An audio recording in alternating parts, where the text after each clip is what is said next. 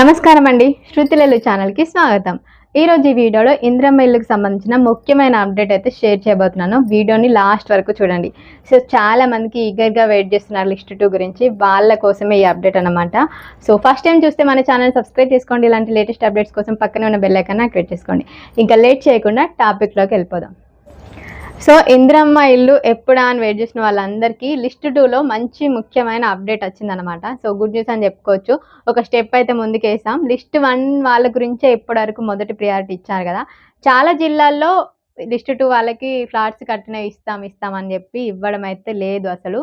So అన్ని జిల్లాల్లో చాలా మందికి లిస్ట్ 1కి సంబంధించిన జాగా ఉన్న వాళ్ళకి 5 లక్షల ఆర్థిక సహాయం అందించే అప్డేట్ మాత్రమే చేస్తున్నారు. వాళ్ళకి మాత్రమే మంజూరు పత్రాలు ఇచ్చి ఫర్దర్‌గా ప్రాసెస్ అనేది చేస్తున్నారు కదా. సో ఇప్పుడు లిస్ట్ 2కి సంబంధించి చాలా మందికి ప్రజాపాలన అప్లికేషన్ చేసుకున్న వాళ్ళకి మళ్ళీ తర్వాత పెట్టిన నార్మల్‌గా వార్డు సభలు గానీ, గ్రామ సభల్లో ప్రజాపాలన పెట్టిన దాంట్లో అప్లికేషన్ చేసుకున్న వాళ్ళకి గూడా ఈ ఈ ముఖ్యమైన అప్డేట్ అయితే వచ్చిందనమాట. సో మీరు ఎలా అప్డేట్ చేసుకోవాలి, అసలు ఎలా చెక్ చేసుకోవాలని నేను ఫోన్‌లో చూపిస్తాను ఫస్ట్.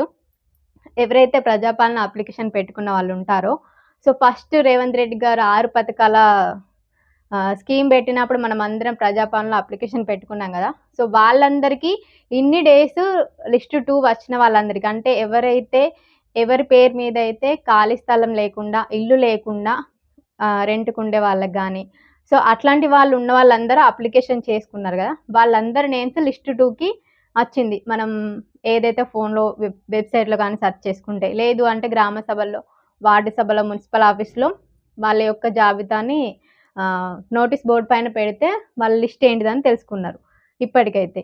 సో లిస్ట్ 2లో ఇప్పుడు అప్పుడు అప్లికేషన్ చేసుకున్న వాళ్ళకి మళ్ళీ ఈ మధ్య కాలంలో కొన్ని జిల్లాల్లో గ్రామ సభలు గానీ, వార్డు సభలు గానీ ప్రజాపాలన అనేది నిర్వహించడం జరిగింది. అప్పుడు కూడా చాలామంది అప్లికేషన్ పెట్టుకున్నారు. బట్ వాళ్ళే ఇంకా అప్డేట్ అయితే అవ్వలేదు నాకు తెలిసి. ఇది ఇప్పుడు వచ్చిన అప్డేట్ మాత్రం ఫస్ట్ ఎప్పుడైతే 6 స్కీమ్‌లు పెట్టినప్పుడు ప్రజాపాలన అప్లికేషన్ పెట్టుకున్నారో ఇందిరమ్మ ఇల్లు గురించి, సో వాళ్ళకు లిస్ట్ 2 వచ్చిన వాళ్ళకి ఈ అప్డేట్ అయితే వచ్చింది. సో ఇన్ని రోజులు ఎంపీడీఓ ఆఫీసర్ పెండింగ్ అని వచ్చింది చాలామందికి.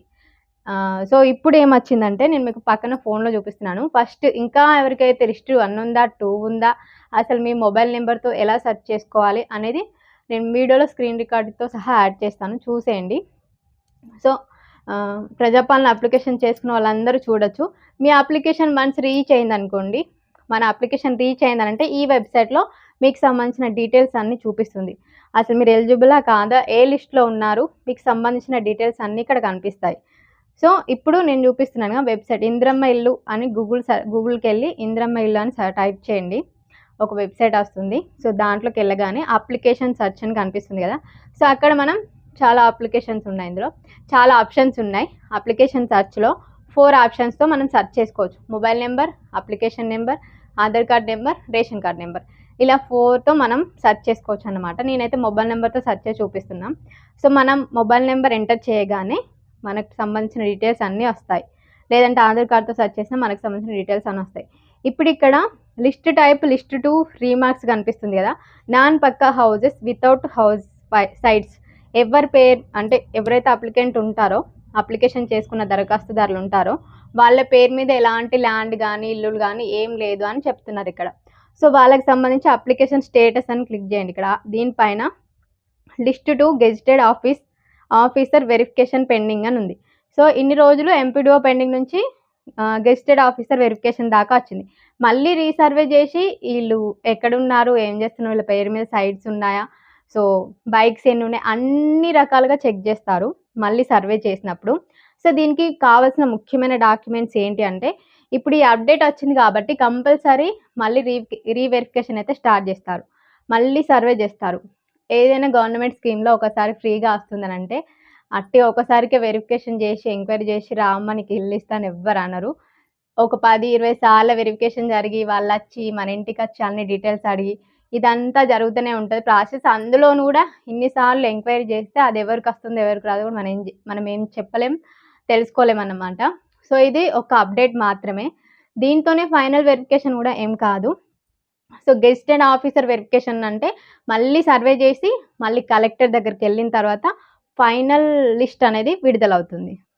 ఆ కలెక్టర్ గారి దగ్గరికెళ్ళినంక గూడా లిస్ట్‌లో వచ్చేది. అప్పుడు గూడా దాంట్లో నుంచి మళ్ళీ ఫిల్టర్ జేసి అసలైన అర్హులకి ఈ ఇల్లు అనేది ఇవ్వడం జరుగుతుంది. సో, లిస్ట్ 2 వాళ్ళకి ఒక గుడ్ న్యూస్ ఏందంటే మంచి ఆప్షన్ ఏందంటే 5,00,000 ఆర్థిక సహాయం గాకుండా మనకు ఫ్లాట్ డైరెక్ట్ కట్టిన ఇల్లు ఇస్తారు గాబట్టి ఇదొక మంచి విషయం అని జెప్పుకోవచ్చు. మనం ల్యాండు చూసుకొని ఇల్లు కట్టాలంటే చాలా డేస్ పడుతుంది. మళ్ళీ 5,00,000 అనేది ఒక్కటే విడతలో రాదు. కొన్ని కొన్ని స్టెప్స్‌లో వస్తుంది గదా! 4, 5 విడతల ద్వారా వస్తుంది. సో, లిస్ట్ 2 వాళ్ళకస్తే అదృష్టం అనుకోవచ్చు. సో, అన్ని జిల్లాల్లో ఇప్పటికి లిస్ట్ 2కి సంబంధించిన ఇల్లులైతే ఎవరికీ మంజూరు చేయలేదు. జీహెచ్ఎంసీ పరిధిలో ఉన్న కొన్ని జిల్లాల్లో మాత్రమే వాళ్ళకి మాత్రమే మంజూరు అనేది ఇవ్వడం జరిగింది. కొన్ని కంప్లీట్ అయినవా అది గూడా ఇదివరకున్న గవర్నమెంట్‌లో కంప్లీట్ చేసిన హౌసెస్‌ని, ఫ్లాట్స్‌ని ఇవ్వడం జరిగింది. ఇంకా ఎవ్వరికీ ఇవ్వలేదు. సో, కరీంనగర్‌లో గూడా ఆల్మోస్ట్ అన్నీ కంప్లీట్ అయినాయి. జస్ట్ ప్లంబరింగు, డోర్సు అట్లా చిన్న చిన్న పనులు మాత్రమే ఉన్నాయి. కానీ వాళ్ళకి సంబంధించిన నిధులు రాక ఆ పనులన్నీ పెండింగ్ పెట్టేశారు. ఇప్పుడు నేను దానికి సంబంధించిన వీడియో గూడా త్వరలో మీ ముందుకు తీసుకొస్తాను. అసలు ఇంకా పనులు ఎన్నున్నాయి, పెండింగ్ ఏముంది అదంతా. సో, ఆల్మోస్ట్ అన్నీ కంప్లీట్ అయినాయి.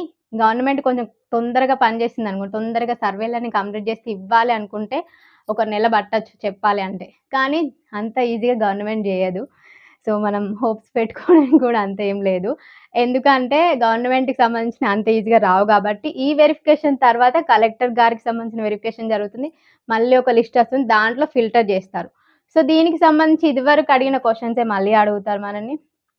ఎవరైతే అప్లికెంట్ ఉంటారో వాళ్ళకి సంబంధించిన ఫ్యామిలీ మెంబర్స్ అందరి ఆధార్ కార్డు జిరాక్స్‌లు పెట్టుకోండి దగ్గర.